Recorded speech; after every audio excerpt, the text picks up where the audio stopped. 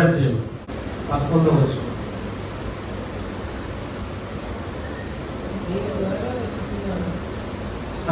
నేను త్వరగా వచ్చుచున్నాను, ఎవడును నీ కిరీటం అపహరింపుకున్నట్లు నీకు కలిగిన దానిని గట్టిగా పట్టుకొను.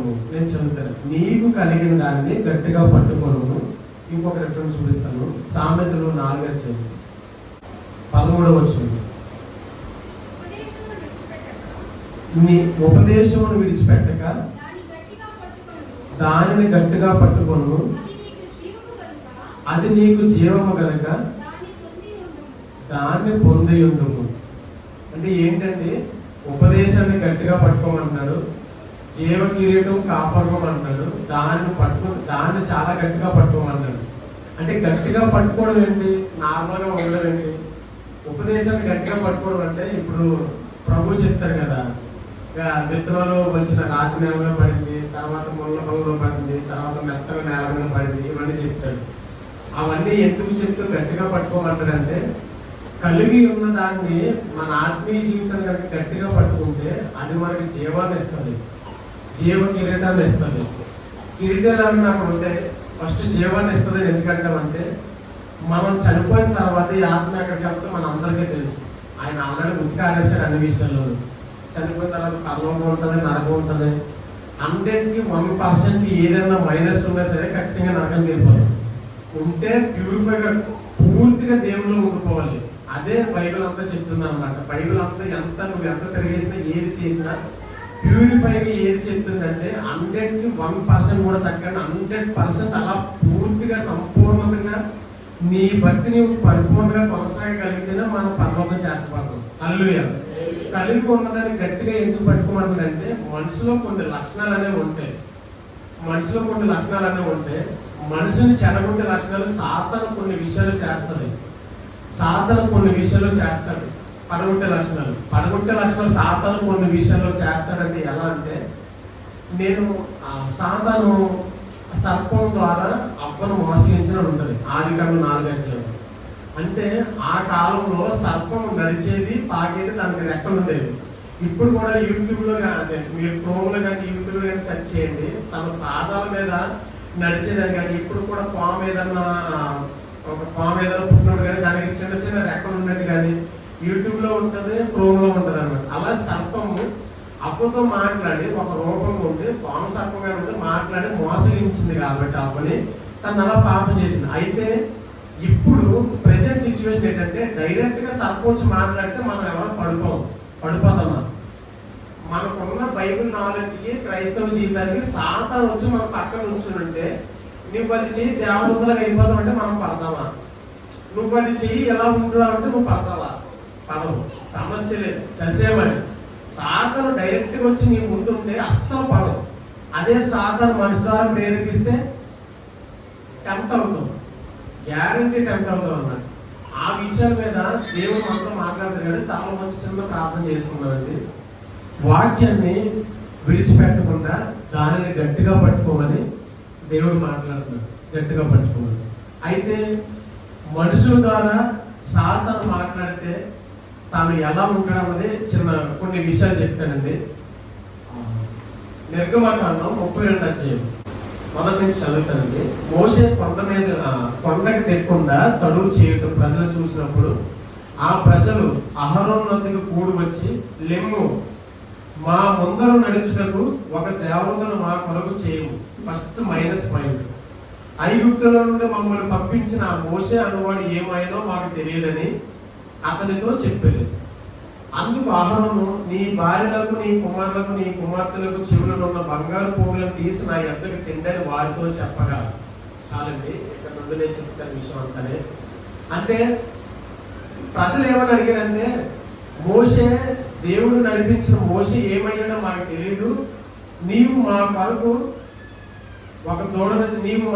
ఒక విగ్రహాన్ని చేయండి, మాకు అతను ఏమైనా తెలియదు, మేము దాన్ని పూజిస్తామని చెప్పి ప్రజలు అడుగుతారు. ఎవరిని?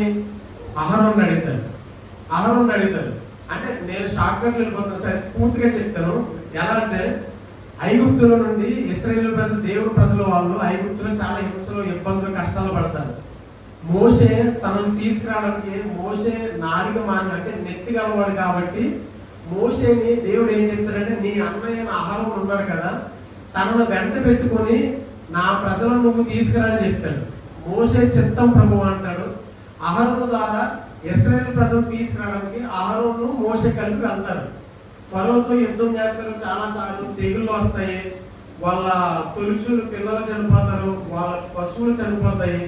తర్వాత తానే ఆ దేవుడు వాళ్ళని సంహరించడానికి సంహార దూతగా వస్తాడు.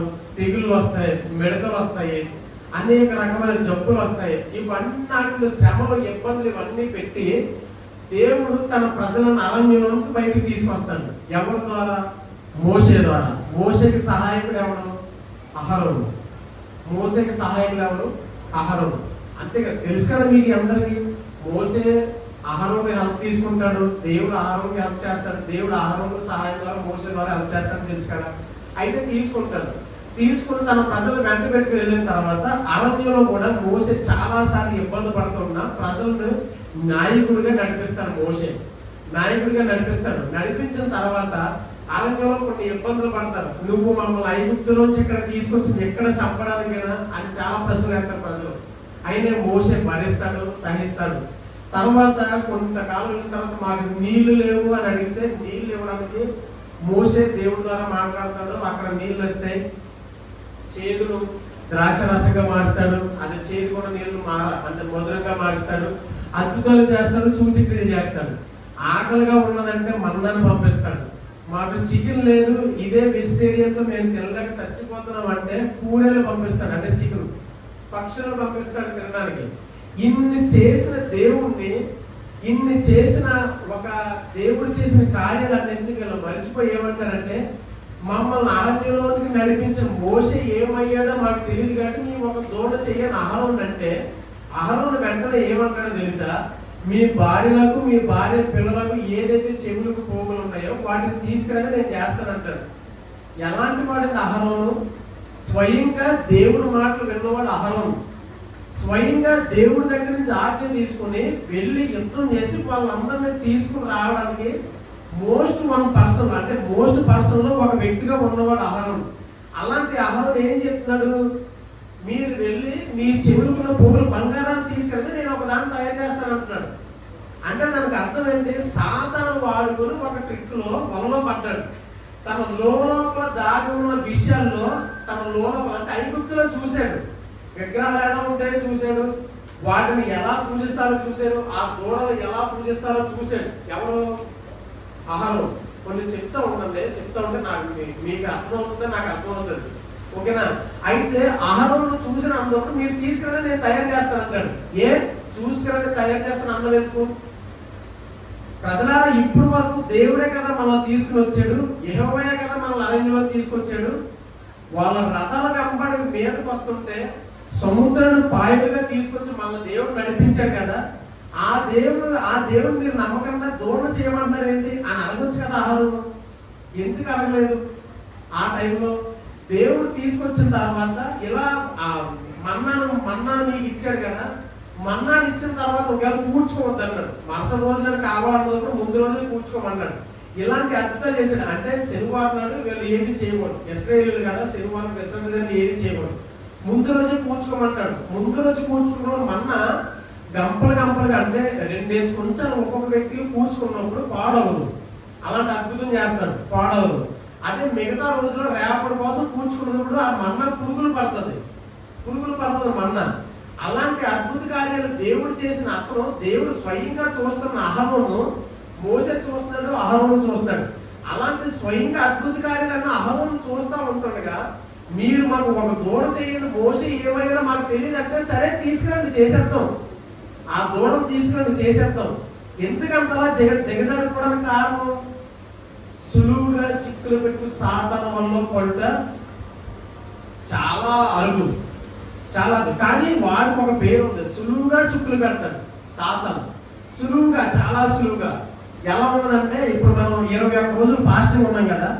21 రోజులు ఫాస్టింగ్ అయిపోయిన తర్వాత ప్రభువా నీవు నేను తప్ప మరొకరు ఎవరు నా జీవితంలో రాకూడదు అని నిశ్చయత కలిగి వెళ్తాం. ఈ 21 రోజులు ఏదో ఒక రోజు అలా అనుకునే ఉన్నాం కదా. ఒకవేళ సమస్యలు ఉన్నా ఎలాంటివి ఉన్నా నేను ఈ సంవత్సరం అంతా ఆదివారం మానకూడదని ఒక నిర్ణయం పెట్టుకుంటారు. ప్రతిరోజు నేను బైబిల్ చదువుతాను, ఒక అధ్యాయం 4 అధ్యాయాలు అని చెప్పి అనుకుంటారు. నేను ఇలా ప్రార్థన చేస్తాను, 1 అవర్ ప్రార్థన చేస్తాను, ఒక తీర్మానాలు చేసుకుంటారు. లేదా కుటుంబ ప్రార్థన, ప్రతిరోజు కుటుంబ ప్రార్థన. నా కుటుంబంతో నేను, నా భర్త సహకరించకపోయినా, ఎన్ని ఒడిదుడుకులు ఉన్నా నేను కుటుంబ ప్రార్థన మొదలు పెడతాను. ప్రభువాన్ని నిశ్చయత తీసుకుంటాం. ఈ 21 రోజుల్లో ప్రార్థన చేసుకుంటే ఇలాంటి మాటలు కదా వస్తాయి. దేవుడితో సంబంధంలో ఇలాంటి మాటలు కదా వస్తాయి. ఇవి వెళ్ళిపోయిన తర్వాత, ఈ 21 రోజులు పూర్తి అయిపోయిన తర్వాత వచ్చే మాటలు ఎలా ఉంటాయో తెలుసా? వచ్చే మాటలు ఎలా ఉంటాయో తెలుసా? చేసేంలే 2 రోజులు ప్రార్థన, 3వ రోజు కదా ప్రభు క్షమిస్తాను లేదు, తర్వాత చేద్దాం. ఇలాంటి ఆలోచన ఎప్పుడు రాలేదా మనకి? అలాంటి మాటలు వస్తున్నాయంటే దానికి అర్థం ఏంటో తెలుసా? సులువుగా చిక్కులు పెట్టి సాతాను తను ప్రేరేపిస్తున్నాడని అర్థం చేసుకోవాలి. అర్థం చేసుకోవాలి. అంతే కదా, వాడు సులువుగా ఎలాంటి ప్రయోగాలు చేస్తాడనే విషయం మనం తెలుసుకుంటే దానికి జాగ్రత్త పడతాం కదా. ఇప్పుడు ఎదుటోడు కట్టట్టుకుని వస్తున్నాడో, గొడ్డలు పట్టుకుని వస్తున్నాడో మనం నరకడానికి చూసుకుంటే మనం అడ్డు పెట్టుకోవడానికి ఎలాంటి ఆయుధం వాడో మనకు తెలుసు. కట్టు పట్టుకుని వస్తుంటే దాలు ఉపయోగిస్తాం, గొడ్డలు పట్టుకుని వస్తుంటే మరొకటి అడ్డు పెట్టుకోవడానికి ఏదో ఉపయోగిస్తాం, ఏదో ఒక డాలని ఉపయోగిస్తాం. అంటే వాడు ఎలా మీదకి వస్తున్నాడో తెలిస్తేనే మనం ఆపోజిట్ లో ఏది ఉపయోగించాలనేది మనకి తెలుస్తుంది.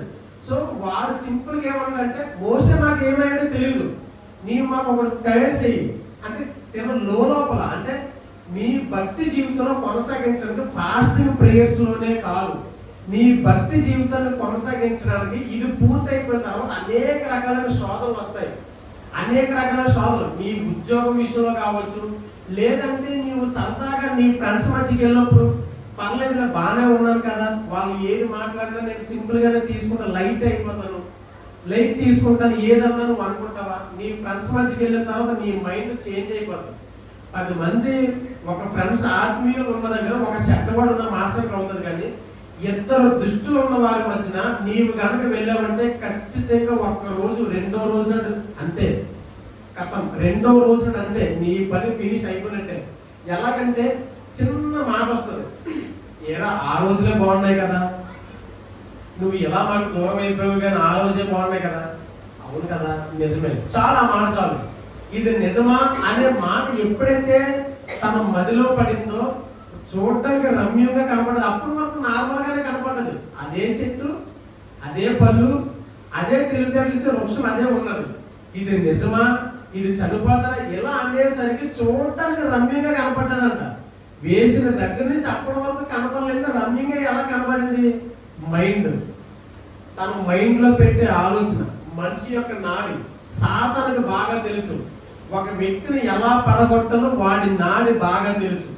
నీ వీక్ పాయింట్ ఏదైతే ఉందో దాన్నే పట్టుకుంటాడు.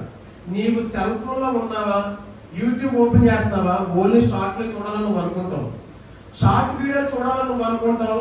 షార్ట్ వీడియో చూస్తూ టెంటవు, ఇంకా టెంటవు, స్క్రోల్ చేస్తావు, మంచిది వస్తుంది. సడన్ గా అక్కడ పడతాయి. ఏంటి, నేను ఇంకా సినిమా గురించి చెప్పట్లేదు. సడన్ గా అంటే లోకల్ సంబంధించి న్యూస్ ఏదో ఒకటి వస్తుంది, చిన్న క్యాప్షన్ ఉంటుంది, పలానా వారి తాలూకా అని కానీ, అంటే పిఠాపురం ఎమ్మెల్యే తాలూకా అని కానీ, అంటే రావచ్చు మేబీ. అలాంటిది ఏదైనా పోస్ట్ చిన్నది వస్తుంది, ఏంటి దీని వెనకాల ఉన్న మ్యాటర్ అని చెప్పి దాన్ని క్లిక్ చేస్తాం. వాడు స్పీచ్ ఇస్తాడు, కనబడుతూ ఉంటది, లేదా ఆమె స్పీచ్ ఇస్తుంది, కనబడుతూ ఉంటది. దాని కింద స్పీచ్ ఇచ్చినప్పుడు కొంచెం మాట్లాడు అలా చూస్తూ ఉంటుండగా మళ్ళా కింద కొంచెం చిన్న క్యాప్షన్ కనపడతాయి. ఇది తెలుసా? లేదంటే ఎలా ఉన్నది ఎందుకో తెలుసా? ఈ హత్య జరిగింది, దీని వెనక ఎంతమంది ఉన్నారో తెలుసా కారణం అంటాం. ఆ హత్య వెనక కారణం ఏంటో తెలుసుకుందంటే దాన్ని చూసినప్పుడు దానికి సంబంధించిన ఆలోచన అలా నువ్వు సోషల్ మీడియాలోంచి జనరల్గా ఏంటి రాజకీయం పొలిటికల్ అనే దాంట్లో చూడడం కోసం వెళ్ళి దాని నుండి పాలిటిక్స్ సోషల్ మీడియాలోకి వస్తావు. సోషల్ మీడియాలోంచి నీ జీవితం ఎలాగైపోతుందంటే యూట్యూబ్ సినిమా వైపు తీసుకెళ్ళిపోతుంది, లేదా షార్ట్ ఫిల్మ్స్, లేదా ఒక అంటే అన్సాంగ్స్ ఏదో వస్తాయి కదా, అదే ఏంటి ప్రైవేట్ సాంగ్స్ ఏదో వస్తాయి కదా, ప్రైవేట్ సాంగ్స్ వైపు వెళ్ళిపోతుంది నీ మైండ్ అంతా. అలా మొత్తాన్ని తీసుకెళ్తారు. అంటే పత్రం ఎక్కడ స్టార్ట్ అవుతుంది? పాత గతం అంటే మనం ఆల్రెడీ ఏ గతం అయితే వదిలేసి వచ్చామో, ఎందులో నుండి అయితే చనిపోయి మనం తిరిగి వచ్చామో మళ్ళా అదే దాని వైపు తీసుకెళ్ళడానికి వాడు ప్రయత్నాలు చేస్తారు, బాగా ప్రయత్నాలు చేస్తారు. ఎలాగంటే మాకు టీవీ ఉండేది, చిన్నప్పుడు మాకు టీవీ ఉండేది. టీవీ ఉంటే ఒక 10 years బ్యాక్ అనమాట, 10-12 సంవత్సరాల క్రితం టీవీ ఉండేది. దేవుళ్ళకి వచ్చాక చిన్నప్పటి నుంచి దేవుళ్ళు సండే స్కూల్ ఇవన్నీ పెరుగుతున్న సినిమాలు ఇవన్నీ చూసేవాళ్ళు. చూసిన తర్వాత అక్కడ ఏం జరిగిందంటే ఒక మంచి వాక్యం దొరుకుతుందని అక్కడికి వెళ్ళాం. అక్కడికి వెళ్ళిన తర్వాత తన బాధ మాకు నచ్చింది. అంటే సంఘం నుంచి మమ్మల్ని బయటికి తరివేసిన తర్వాత వెతుక్కున్నాం. ఇలా పీటర్ గారని, పీటర్ సంఘం అంటే షార్ట్ ఆయన తీస్తాం కదా, ఆయన సంఘం దొరికింది. వాక్యం బాగుంది, వాక్య ప్రకారంగా జీవించినప్పుడు సినిమాలు చూడకూడదు, సీరియల్ చూడకూడదు, ఇవన్నీ తెలిసినప్పుడు క్రికెట్ ఆడకూడదు, ఇవన్నీ తెలిసినప్పుడు మేము సరే అని మానేసి టీవీ అమ్మడానికి 10,000 కదా పెట్టుకున్నాం. అమ్మడానికి తక్కువ రేటు వస్తుంది, దాన్ని ఎందుకు అమ్మడం అని చెప్పి టీవీ పక్కన పెట్టాం. ఏదన్నా వీడియోలో చూడగానే దేవుడి సినిమాలు వేసుకోవడానికి కానీ పని చేస్తుంది కదా అని చెప్పి టీవీ ప్లేయర్ కొనుక్కున్నాం, టీవీ పక్కన పెట్టాం. టీవీ కేబుల్ కట్ చేసాం, అంటే మెడ తీస్తాం, బాడీ ఉంది మెడ తీస్తాం, కేబుల్ కట్ చేయడం అంటే అదే కదా. ఇప్పుడు మనిషి కట్టపోతే ఏముంటుంది, ఓన్లీ బాడీ ఉంటుంది. అలా టీవీ మాత్రం ఉంది, కేబుల్ కట్ చేస్తాం, బాగుంది, బాగానే ఉంది, అంతా ఉంది. అది ఎప్పటికి దారి తీసిందంటే మా అన్నయ్యకి పెళ్ళయ్యి, మా అన్నయ్యకి పిల్లలు పుట్టిన తర్వాత, పెళ్ళి మా అన్నయ్య 7 సంవత్సరాలు అంటే ఇప్పుడు 10 సంవత్సరాలు అయి ఉంటుంది. రీసెంట్ గా టీవీ కేబుల్ కనెక్షన్ పెట్టాల్సి వచ్చింది. అంటే మేము వేరే చోట ఉన్నాం, మేము చూడాలంట. ఇప్పుడు చూస్తే దేవుడు ఎలా కొడతాడంటే అలా కొడతాడు అనమాట. అటు జోలికి దేవుడు పరిపూర్ణంగా తీసుకొచ్చాడు. అయితే మా అన్నయ్య మా వదిన పిల్లలు ఏం చేస్తారంటే స్కూల్కి వెళ్ళిన తర్వాత ఆటలు ఆడతారు కొంచెం ఎక్కువగానే, వాళ్ళు కొంచెం అలా ఉంటారు. అయితే అందులో ప్రోగ్రామ్లు చూడడానికి కానీ లేదంటే అదే చిన్నపిల్లలు చూడడానికి కానీ ఇలా చూడడానికి ఓన్లీ అవి చూడడానికి కేబుల్ వేయించారు. కేబుల్ వేయించిన తర్వాత కొంతకాలానికి జరిగింది ఏంటంటే ఆటోమేటిక్ గా సీరియల్స్ వైపు వచ్చింది.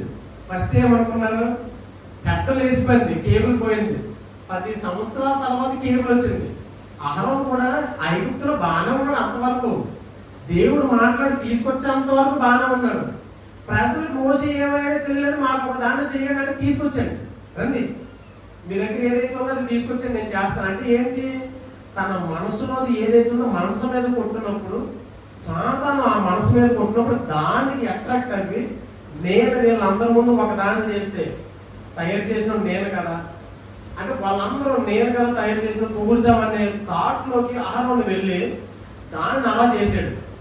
తర్వాత జనాలకు ఎలా ఉంటుందో తెలుసా, మోసే కిందకి దిగొచ్చి అహరోను నువ్వు ఎందుకు అలా చేసావంటే, అహరోను ఏమంటాడో తెలుసా, తప్పించుకోవడానికి సింపుల్ ఒక మాట అంటాడు, కవర్ చేస్తాడు. ఎలాగంటే, మోసే నాయకుడా, ఇలా ఈ ప్రజలు ఎలాంటి వారో నీకు తెలియదా, నీవు ఏమయ్యావో తెలియదని తీసుకొచ్చినందుకు ఒక దోణ చేయమన్నారు, నేనేం చేయలేదు. వాళ్ళందరూ తీసుకొస్తే దాన్ని ఒక గంగారంలో వేసాను, అది కరిగిపోయి దోడ అయిపోయింది అన్నాడు. బంగారం కరిగితే దోడ అయిపోద్దా అంటే ఒక తప్పు చేశాడు, దాన్ని కవర్ చేయడానికి ఎన్ని రకాలుగా మాట్లాడాడు ఆదాము. మనం కూడా సేమ్ అంతే.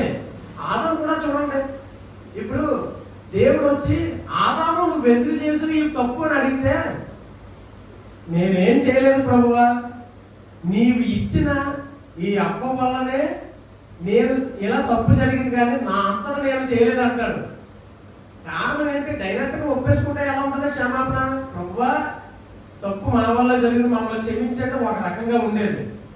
నీవు ఇచ్చావు కదా ఈ అప్పని, ఈ అప్ప వల్ల జరిగింది తప్పు అంటాను, లేకపోతే నేను తినలేదు కదా, కావాలని నేను తినలేదని చెప్తాడు. సో అంటే తప్పు జరగడానికి ఒకటి ఉంటుంది, దాన్ని కవర్ చేయడానికి ప్రయత్నం ఉంది. వాడు మనసును ఎలా చేస్తాడంటే ఒక తప్పు చేయడానికి ప్రయత్నం చేస్తాడు. నువ్వు కాలేజీలో కానీ అమ్మాయితో మాట్లాడడం కానీ, నువ్వు వదిలేసిన అమ్మాయి ఎవరైతే ఉన్నారో అవన్నీ వదిలేసావు ఒకప్పుడు. తన మళ్ళా నీవు ఎక్కడికి వెళ్ళినా, ఏదో బస్ స్టాండ్ లో కానీ లేదంటే ఏదో కాలేజ్ దగ్గర కానీ ఎక్కడైనా ఏదో ప్లేస్ లో కనబడినా ఏదో చిన్నగా అలా చూసామనుకో, చూసిన తర్వాత ఓకే ఆమె క్రిస్టియన్ నమ్ముకున్నది, ఆమె క్రిస్టియన్ అవ్వఉండొచ్చు, నువ్వు క్రిస్టియన్ అవ్వఉండొచ్చు, అవన్నీ లేవు కదా, మళ్ళా నార్మల్ గా మాట్లాడి ఆత్మీయ స్థితి ఎలా ఉందో కనుక్కుందాం. ఈయన థాట్ లో కొంతమంది క్రైస్తవులు ఉంటారు, ఇది నేను తెలుసుకున్నాను. అంటే ఎవరి దగ్గరికి వెళ్ళినా వాళ్ళ కష్టమని తెలుసుకోవడం అలవాటు. నేను కష్టమని ఎక్కువ ఇష్టపడతాను అనమాట. అలా కొంతమంది తెలుసుకుంటే ఎలా ఉండాలని తెలిసిన తర్వాత నేను ఏదైతే వదిలేసానో మళ్ళీ అందులోకి వెళ్ళిపోయినా నా కోసం ప్రేయర్ చేయండి అని అంటారు. సో ఎందుకనంటే వాడు వేసే వల ఒకే ఒక్కటే, నీ మనసు మీద ఏదైతే వీక్ పాయింట్ ఉందో అదే పట్టుకుంటాడు. అమ్మాయి విషయంలో వీక్ పాయింట్ అయితే దాన్ని మాత్రమే పట్టుకుంటాడు. మిగతాది ఏదైతే స్ట్రాంగ్ ఉందో, దేవుడి కోసం నేను అమ్మ నాన్న తెగించగలను అంటావా? అమ్మ నాన్నని ఎలాంటి గొడవ వచ్చినా నువ్వు ఏదైనా తెగించావా? ఒక్క సింగిల్ షాట్ లో వాళ్ళు ఏం చేస్తారు, మరలా అమ్మ నాన్న జోలు వైపు రాడు. నేను అమ్మ నాన్న వదిలేసి దేవుడి కోసం పనిచేయడానికి వెళ్ళిపోతాను అన్నాం అనుకో, వాళ్ళ దగ్గర నుంచి ఒక గొడవ లేదా తిట్టా, నువ్వు ఎందుకు పుట్టావో మాకు దేవుడి పని చేసుకున్నా మమ్మల్ని పోషించమని అడిగాను అనుకో, నేను అలా పోయింటాను. వాళ్ళు ఏమన్నా అన్నారనుకో పట్టించుకున్నాను కాదు. అంటే వీడు దానికి లొంగడు అని ఒక ట్రై వేస్తాడు, నేను లొంగలేదు వదిలేశాడు. వీడు ఒక దానికి ట్రై వేస్తాడు, వదిలేస్తాడు ఎవరినైనా సరే. సో ఇది అయిపోయిన తర్వాత నీవు ఏదైనా, ఎంత సిస్టర్ చెప్పింది కదా, బిర్యానీ కన్నా లోపడడం కానీ ఇలాంటి ఫాస్టింగ్ ఉన్నప్పుడు నేను కొంచెం తిండి విషయంలో టెంప్ట్ అవుతాను అనమాట.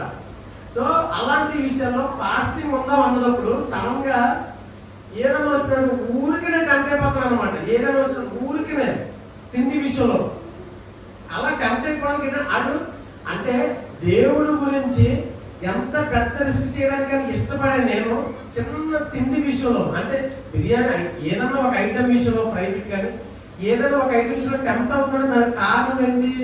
సులువుగా చిక్కులు పెట్టి సాతాను ఎలాంటి ప్రయత్నం చేస్తాడంటే చిన్న ఇంచు కూడా వదలనమాట.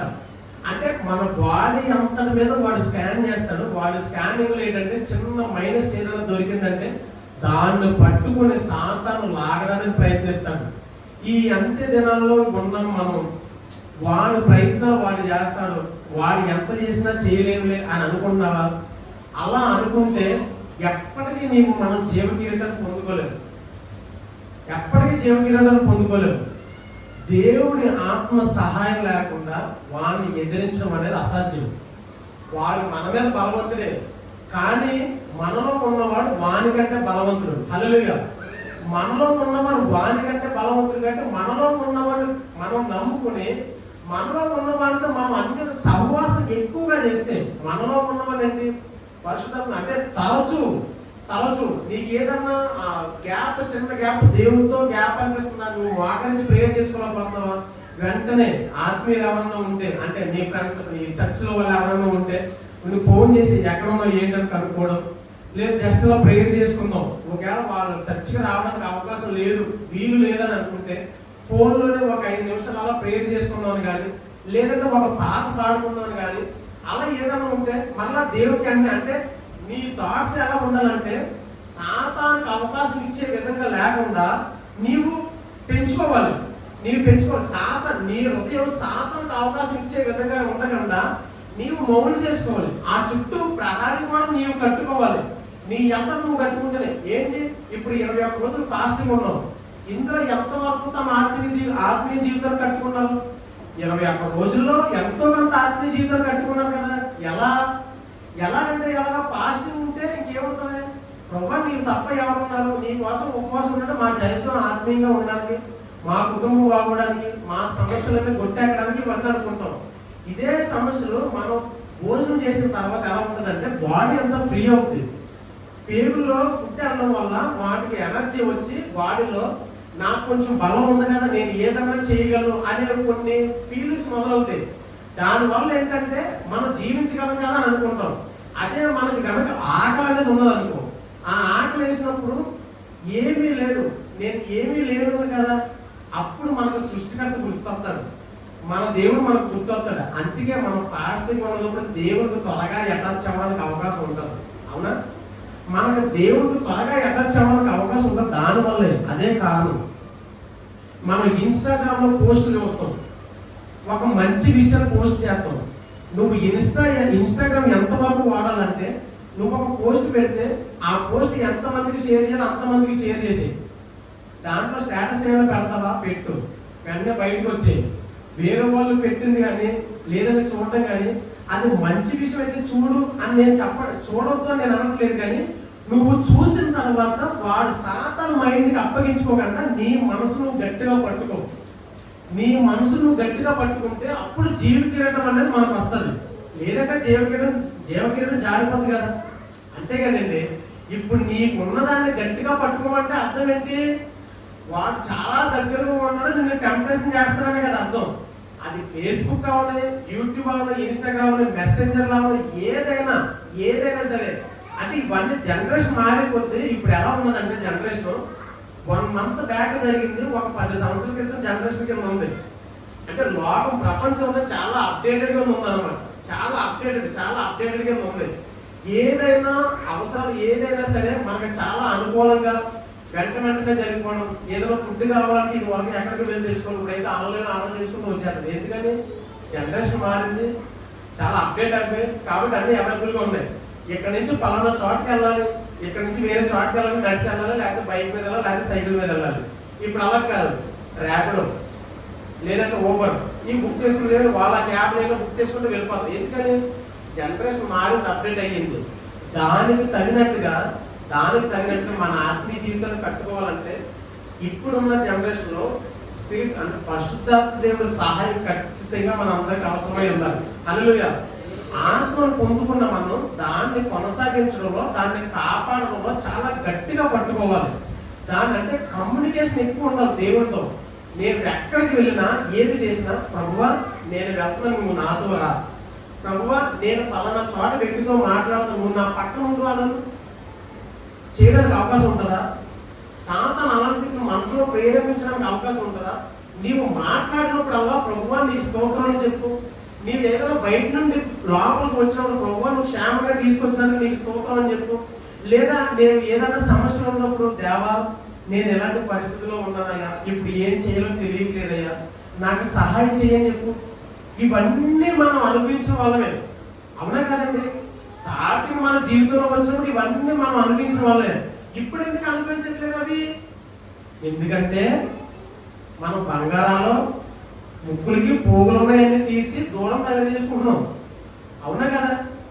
మన ముక్కులకి చెవులకి తర్వాత ఐబ్రోస్ ఏదైతే పాతగా తయారు అవన్నీ తీసుకుని మనం పోసేసి దూడ తయారు చేసుకున్నాం. మనం ఆ దూడ తయారు చేసుకున్నాం కాబట్టి పైగా దూడ తయారు చేసుకుని యెహోవా దేవునికి స్తోత్రం చెప్పారు వాళ్ళు. అక్కడ ఉంటుంది 32వ అధ్యాయంలో, నిర్గమాకాండం 32వ అధ్యాయంలో కింద ఉంటుంది మాట 4వ వచనం 5వ వచనం. అతడు వారు ఎంత వాటిని తీసుకొని పోగలతో అంటే ఒక రూపం ఏర్పరిచి దానికి పోత పూసిన దూడగా చేశారు. ఎందాక ఏమన్నాడు, అది అగ్గిలో వేస్తే అది దూడ అయిపోతుందని చెప్పాడు. ఇప్పుడేమో పోత పూసిన దూడ చేశారు అంటారు. అంటే ఆహారం చేసిన కవరింగ్. అంటే సాతాను వాడిన తర్వాత మనిషి కుదిరేస్తే మనిషి కవర్ చేసుకోవడానికి ఉండే ఆలోచన అనమాట. తర్వాత అప్పుడు వారు ఓ ఇశ్రాయేలు ఐగుప్తులో నిన్ను రప్పించిన నీ దేవుడు ఇదే అనేది. ప్రజలు ఏమన్నారు, నిన్ను రప్పించిన దేవుడు ఇదే అని చెప్పుకుని అహరోను అది చూసి దాని ఎదుట ఒక బలిపీఠం కట్టించును, మరియు అహరోను యెహోవాకు పండుగ జరుగునని చాటింపగా. ఎలా అండి? దూడం చేసిన తర్వాత ఆ దూడ పేరు అదే దూడం చేసిన తర్వాత మనల్ని రప్పించిన దేవుడు ఇదేనని చెప్పి దానికి పండుగ చేయించడని చాటింపేశాడు. అంటే వాడు దూడం చేసి దానికి పండుగ ఏమన్నా చాటింపేశాడు అనమాట. అంటే తన మనసులో ప్రేరేపణ చేస్తే అలా ఉన్నది. తర్వాత మోషే వచ్చి ప్రశ్నిస్తే ఇలా జరిగింది, నేను కావాలని చేయలేదు, వాళ్ళు వచ్చినని తోసాడు. సాతాను ఏదన్నా మనం ప్రేరేపితమైనప్పుడు తన నుండి మనకి ఏదైనా వచ్చిన సమస్య వచ్చినప్పుడు మనం పడిపోతాం. దాన్ని ప్రభువా ఇది ఎలా జరిగింది, మరలా నేను నిలబడతాను అని అనకుండా ఎలా జరిగింది అలా జరిగిందని సాకులు చెప్తాం. ఇదంతా మన ఆత్మీయ జీవితానికి నష్టం కాదండి. అంటే దేవుడితో కమ్యూనికేషన్ అనేది మనకి ఏర్పడితే, దేవుడితో సంబంధం అనేది మనం కలిగి ఉంటే ఎప్పటికప్పుడు ప్రతిరోజు మార్నింగ్ లేచిన దగ్గర నుంచి ఈవినింగ్ వరకు ప్రతిసారి నువ్వు ఒక పాట పాడుకో, దేవుడి దగ్గరగా ఉంటావు. లేదా నువ్వు ఒక వాక్యం చదువుకో, లేదంటే నువ్వు ఏదైనా చేసినప్పుడు దేవుడి కోసం చెయ్యి, ప్రయత్నాలు చెయ్యి. ఇవన్నీ ఉంటాయి. మన సంఘాల్లో ఉన్న ప్రాబ్లం ఏంటో చెప్పనా, మన సంఘాలకి బయట జరిగే కల్స్ కొన్ని దుర్బోధలాంటి చెప్పనా. వాళ్ళు ఎలా చేస్తారంటే వాళ్ళకి ఒక టార్గెట్ ఉంటుందంట. అంటే పరలోకపు తల్లిని ఆరాధించే ఒక సంఘం ఉంటుంది హైదరాబాద్లో. వాళ్ళ టార్గెట్ ఎలా ఉంటుందంటే ఈ రోజు ఖచ్చితంగా 5-6 ఆత్మలు తీసుకురావాలని వాళ్ళు 5గురిలో 3 బాధ్యత ఇవ్వాలంటే వాళ్ళ టార్గెట్. హైదరాబాద్లో ఉంది, ఒక బ్రదర్ చూపించారు అనమాట, చెప్పారు ఎలాగని. ప్రతిరోజు అమ్మాయిలు మీలా ఉంటారు, ఏజ్ లేదు, యంగ్ ఏజ్ అనమాట, మీలా ఉంటారు. వాళ్ళు ఏం చేస్తారంటే తిరుగుతారు, కొట్టి కష్టపడి చిప్పల వరకు కష్టపడతారు. వాళ్ళ ప్రయాసం వాళ్ళకి వ్యర్థమని వాళ్ళకి తెలిసిన వాళ్ళు ఏసుక్రీస్తే అనుసంధానం అంటే పరలోకపు తల్లి ఆమె అంటే ఒక స్త్రీని యేసుక్రీస్తుగా భావించి వాళ్ళకి ఎలాంటి పరిచయం చేస్తారంటే, ఒక 5గురిని 6గురిని ఖచ్చితంగా రోజులో 5గురిని 6గురిని అందులో 3 బాధ్యతలు ఇచ్చే ప్లాన్ చేసుకున్నారనమాట. అంటే నిజమైన దేవుడు కాదు అని వాళ్ళు చేస్తున్నారన్న వాళ్ళు ఒక దుర్బోధ చేస్తారు, వాళ్ళు అంత గట్టిగా పోరాటం చేస్తారు. నిజమైన దేవుడు కలిగి ఉండి పరిశుద్ధాత్మతో మనం అన్యుల సహవాసం కలిగి ఉన్న మనమే మన భక్తిని కొనసాగించలేకపోతున్నాం. వాళ్ళ ఆత్మను తీసుకురావడానికి కానీ లేదంటే ఏదైనా పనిచేయడానికి కానీ వాళ్ళు ఎంత కష్టపడుతున్నారో మన భక్తి జీవితాన్ని మనం కొనసాగించడానికి అలాంటి పరిస్థితుల్లో మనం దిగజారిపోతున్నాం. డూప్లికేట్ క్రిస్టియన్లా తయారవుతున్నాం మనం. అవునా కదా? ఒక్కొక్కరు డూప్లికేట్ క్రిస్టియన్లా తయారవుతున్నాం. నిజంగా క్రిస్టియన్లా తయారవుతే ఒక దావీదు ఉన్నాడు. దావీదు దేవుడిని కలవరించుకుని ఎంతలా దగ్గరగా ఉన్నాడు దావీదు. అలాంటి వాళ్ళని మనం. ఎందుకంటే దావీదు కూడా రాజు అవ్వకుండా గొర్రెలు కాసుకునేవాడే. దావీదు రాజు అవ్వకుండా గొర్రెలు కాసుకుంటూ ఉన్నవాడే.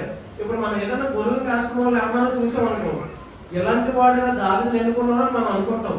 కానీ మనం దావీదులా మనం ఎన్నుకుంటాం. దేవుడికి దావీదులా మనం ఎన్నుకుంటాం. మన దౌర్భాగ్యం. అది చెప్తున్నారు కదా, డూప్లికేట్ క్రిస్టియన్. అంటే క్రిస్టియన్ అంటే ఎలా ఉండాలంటే క్రీస్తుని కలిగిన వాడు. మనం కొన్ని విషయాల్లో క్రీస్తుని కలిగి ఉండం. కొన్ని విషయాల్లో డెవిల్ అంటే సాతాను కలిగి ఉంటాం. కొన్ని విషయాల్లో క్రీస్తుని కలిగి ఉంటాం. కానీ నామకార్థ క్రైస్తులు అనే పేరుతో మనం ఏర్పడ్డాం అన్నమాట. నిజంగా క్రిస్టియన్ అయితే క్రీస్తుని కలిగి ఉంటే దావీదు దేవుడితో ఎలా అయితే ఉన్నాడో అలా ఉంటాం. ఇంకొకటి చూపిస్తాను. పౌలు ఇంకో మాట చెప్తానండి. అహరోను విషయం అయింది కదా, దేవుళ్ళలో పౌలు ఉన్నాడు. తను చాలా హింసలు పడ్డాడు. తన ఫస్ట్ జీవితం ఏంటి? పౌలు దేవుడు ప్రజలను చాలా హింసించాడు. స్టెఫెను రాళ్ళతో సహితం కొట్టినప్పుడు చూస్తూనే ఉన్నాడు. అంటే అర్థం ఏంటంటే రాళ్ళతో కొట్టినప్పుడు కానీ ఆ విషయం పౌలుకు తెలుసు. సౌలుగా ఉన్న పౌలుకు తెలుసు. ఆ పౌలు తెలిసినప్పుడు కూడా ఏం మాట్లాడాలో దేవుడి గురించి. అయితే దేవుడు మాట్లాడిన తర్వాత తన జీవితం ఎలా అయిందంటే కొలస్సీ పత్రిక 1వ అధ్యాయం 24 వచనం. ఇప్పుడు మీ కొరకు నేను అనుభవించుచున్న శ్రమల యందు సంతోషించుచు సంఘము అను ఆయన శరీరం కొరకు క్రీస్తు పడిన పాపలో పొదువైన వాటి యందు నా వంతు నా శరీరమందు సంపూర్ణం చేయుచున్నాను. ఎలాంటి క్రీస్తు పడిన పాటలో పొదువైన వాటి యందు అంటే క్రీస్తు సంఘం కోసం ఎంత శ్రమ అనిపించడో అంతటి శ్రమలలో ఒకవేళ క్రీస్తు ఏదైనా అంటే సంఘానికి కావాల్సిన చిన్నది ఏదైనా వదిలేస్తే అలాంటి విషయంలో కూడా శ్రమ పొందడానికి నేను ఉన్నాను అని చెప్తున్నాడు. ఎవరండి? పౌలు ఎలాంటాడు? ఒకప్పుడు హింసకుడు, దోషకుడు, ఆనేకరుడు ఇలాంటివన్నీ చాలా వింటాం మనం. అంటే అంటే తను వచ్చిన లా చదివిన దాంట్లో ధర్మశాస్త్ర ఉపదేశకుల్లో 72 వాటిలో తన మేజర్. అలాంటి ధర్మశాస్త్ర ఉపదేశకుడే పౌలు. అంతటి వాడు మారిన తర్వాత ఎలాంటి బ్రతుకైపోయింది. 40 కొరడా దెబ్బలు కొట్టించుకున్న, 10 మంది చేదరించిన, లేదంటే బట్టలు చింపేసిన, జైల్లో పెట్టినా, ఎన్ని హింసలు పొందినా, ఎలాంటి విషయాల్లో ఉన్నా కొట్టేసి చచ్చిపోయాడని చెప్పి బయట పాడేస్తే, కొండ చివరిని పాడేస్తే మామూలుగా దులుపుకుంటూ వచ్చేసి దేవుడు పాటలు సువార్త చేసుకుంటూ వచ్చాడండి. అంటే చచ్చిపోయాడని పాడేసిన పౌల్ని. అంతటి శ్రమలు అనిపించిన పౌలు మళ్ళా దేవుడి కోసం పాటలు పడి సంఘం కోసం ఏదైనా పొదువై ఉంటే అది నేను అనిపించడానికి సిద్ధంగా ఉన్నానని చెప్పేంత స్థితికి వెళ్ళాడు. అంటే ఏంటి? తన మైండ్ వన్స్ దేవుడిలోకి వచ్చిన తర్వాత తన పాత కథను గుర్తు చేసుకోలేదు. అహరోను ఐగుప్తుని గుర్తు చేసుకున్నట్టు తనకు వచ్చిన తర్వాత నేను ఎలాంటి వాడిని, నేను ఎంత మేజర్, నేను ధర్మశాస్త్ర ఉపదేశం ఎంత పెద్దవాడిని అని చెప్పి తను ఎప్పుడు గర్వించలేదు పౌలు. తను పట్టుకున్న దాన్ని గట్టిగా పట్టుకున్నాడు. కాబట్టి నిజంగా జీవకిరణాన్ని పొందుకున్నాడు. హల్లెలూయా! పౌలు జీవకిరణాన్ని పొందుకోవడానికి అహరోను పడుకోవడానికి కారణం ఏంటంటే పౌలు దేవుడు పట్టుకున్నాడు, తన చివరి వరకు విడవలేదు. హల్లెలూయా! అహరోను దేవుడి కోసం శ్రమ పడ్డాడు, కానీ మనుషులు ప్రేరేపితం చేస్తే తను పడిపోయాడు. అంటే నీ జీవితంలో నీవు పాతగా తను వదిలేసి దేవుడు కొత్తగా క్రీస్తులోకి పుట్టినప్పుడు నీ జీవితం ఎలా ఉండాలంటే ఇక మరలా వాటి వైపు వెళ్ళకూడదు. అలాంటి బ్రతికి ఎందుకని చెప్పి వాటి వైపు వెళ్ళకూడదు. మరలా కొత్తగా క్రీస్తులోకి వచ్చిన తర్వాత నిజంగా నువ్వు అనిపించు, నీ సంఘం పట్ల బాధ్యత కలిగి ఉండు. ఎవరైనా సహోదరుడు ఏదైనా మిస్టేక్ అవుతుందంటే తన కోసం ప్రేయర్ చెయ్యి, తనతో ప్రేమగా మాట్లాడడానికి ఏదైనా చెయ్యి. లేదంటే సేవకులు ఏదైనా చేస్తుంటే వాళ్ళు ఏదైనా చెప్పినట్టు సంఘం కోసం ఏదైనా ప్రయత్నం చేస్తున్నది చెయ్యి. లేదా నీకు ఇలా దుర్బోధలు ఏమైనా కలిసి ఉన్నాయి కదా, ఈ దుర్బోధల మీద ఏమైనా పోరాటానికి కానీ, లేదంటే బయట సంఘంలో ఈ దుర్బోధలు అనేవి కాదు, బయట సంఘస్థుల్లో ఎలాంటి బోధలు చేస్తున్నారో ఎలాంటి విషయాలు తెలుసుకోవడానికి దేవుడి గురించి తెలుసుకో. అత్యాశతో పుస్తకాలు ఏదైనా తెలుసుకో, ఇంకేదైనా రాసుకో, ఏదైనా లేఖలు ఎలా ఉన్నాయో వాటితో బైబిల్ కంపేర్ చేసి తెలుసుకో. ఇవన్నీ తెలుసుకుంటే నీ ఆత్మీయ జీవితం అనేది బాగుంటది. అప్పుడు నీ జీవిత కిరీటాన్ని పొందుకోవడానికి అర్హులుగా మనం ఎంచబడతాం. హల్లెలూయా. పౌలు ఎలా ఉన్నాడో సంఘం కోసం పడిన పాటలో ప్రతి దానిలోనూ ప్రతి విషయంలోనూ ఎలా అయితే కలిగి ఉన్నాడో మనం అందరం ఇక మీదట నుండి అలా జీవ కిరీటాన్ని పొందుకోవడానికి సులువుగా పెట్టి చాతన వలలోంచి మనం పడిపోకుండా మన మనసును మనం గట్టిగా పట్టుకొని ఆ పట్టుకున్న దాన్ని వాక్యం వింటూ జీవ కిరీటం వైపు పరిగెడదుము గాక. హల్లెలూయా. మనమందరం అలా పరిగెడదుము గాక. అందరూ తల వంచండి, ప్రార్థన చేసుకుంటాం.